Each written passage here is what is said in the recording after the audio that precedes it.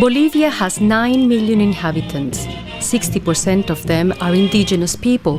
And now, for the first time in history, a Quechua woman has become the Minister of Justice. Mi nombre es Casimira Rodriguez. My name is Casimira Rodriguez, Minister of Justice in Bolivia. We, the women and the men of Bolivia, are prepared to make a contribution to our country.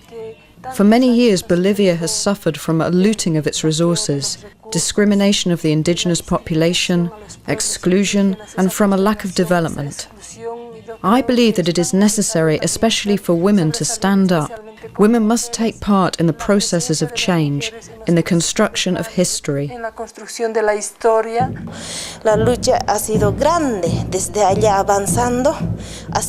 The struggle was very tough until October 2003, when a terrible fight took place.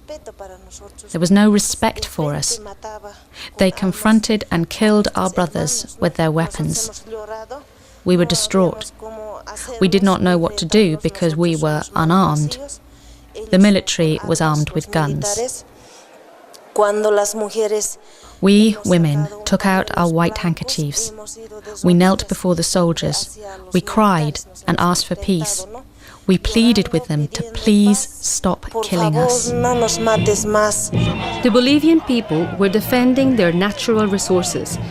We removed the president from office, and in the democratic elections that followed, we voted for Evo Morales, the first indigenous president of Bolivia. Realmente gabinete que tenemos para acompañar a nuestro presidente hermano Evo Morales es un gabinete. The cabinet that our president, our brother, Evo Morales has chosen is a historic cabinet, unique in the history of our country.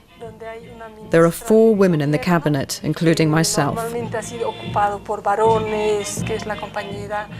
There is a female Minister of the Interior, Alicia Munoz.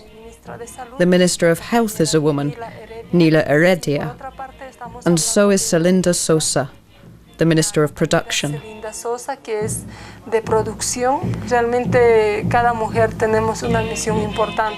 Actually, each woman has an important mission. In my case, for example, I'm responsible for watching over human rights, over the injustices committed in our country. Every arena we women occupy is an important step forwards, especially when we are talking about the decision-making arenas. The chair of the Constitutional Assembly is a Quechua woman, a woman who dresses in traditional clothes. She is Silvia Lazarte. She is facing an enormous challenge, and I believe she has the ability to lead the country in building a new constitution.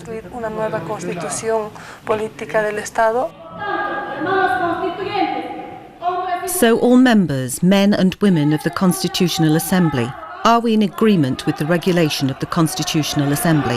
Let me speak. Men are like this. That is the attitude they take. Men have been very awkward, not only with Silvia, but also with the Minister of Justice, Casimira.